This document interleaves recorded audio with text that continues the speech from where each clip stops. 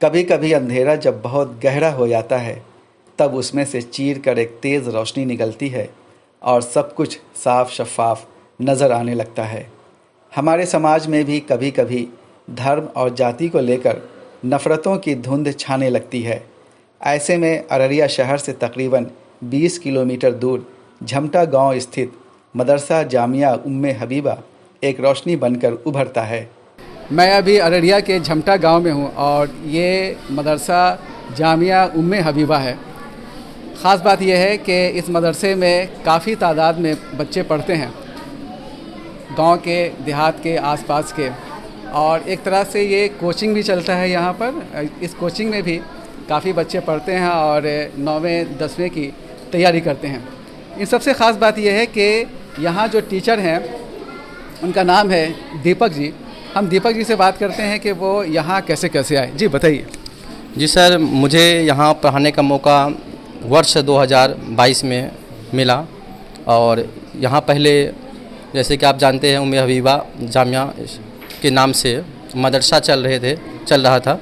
तो इसमें जो इस संस्था के डायरेक्टर महोदय हैं नियाज अहमद साहब, उनकी ख्वाहिश थी कि यहाँ के जो बच्चे हैं उसे दीनी शिक्षा के साथ अंग्रेजी, हिंदी, उर्दू, विज्ञान और मैथ की भी शिक्षा दी जाए। जैसे यहाँ पहले जो औस्तनिया फोकनिया से बच्चे पढ़ रहे थे, अब उसे जो है बिहार बोर्ड बीएसबी बोर्ड से भी जोड़ रहे हैं। वो बच्चा जो है अब मैट्रिक भी करेंगे और फिर आगे इंटर भी करेंगे। इससे अब बच्चों को दीनी शिक्षा के साथ साथ तकनीकी शिक्षा का भी उसे पढ़ने का मौका मिल रहा है और मैथ साइंस सीखने का भी मौका मिल रहा है और बहुत अच्छी पहल है डायरेक्टर महोदय के द्वारा।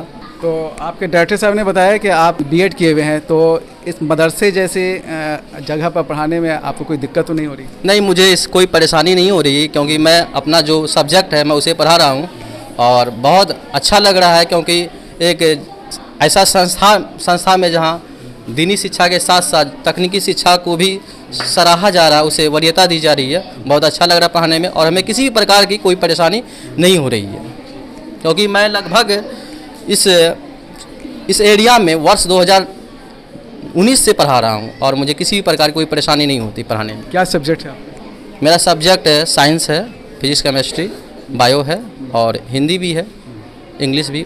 दीपक सर से तालीम हासिल कर रही 10वीं क्लास की रेहाना कहती है कि वो टीचर बनना चाहती है।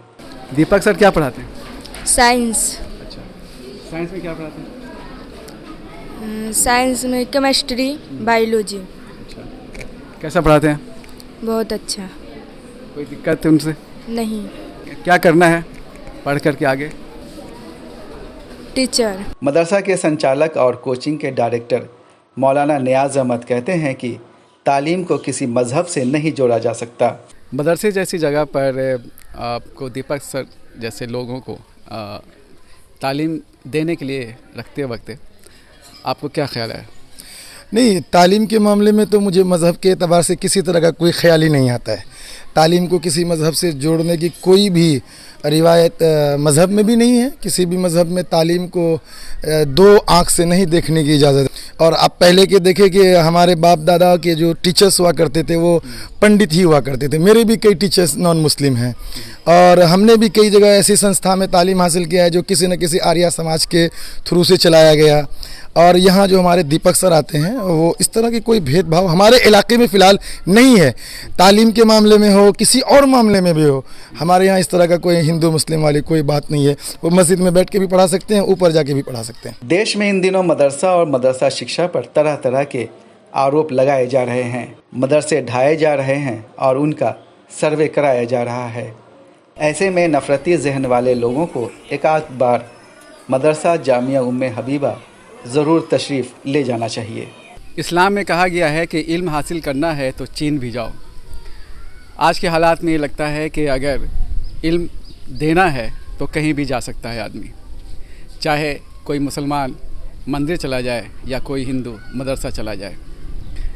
बिहार में ये मदरसा इस बात की अलामत है कि इस रियासत में सेकुलरिज्म काफ़ी मजबूत है और यहाँ इल्म के मामले में, तालीम के मामले में कोई भेदभाव नहीं है।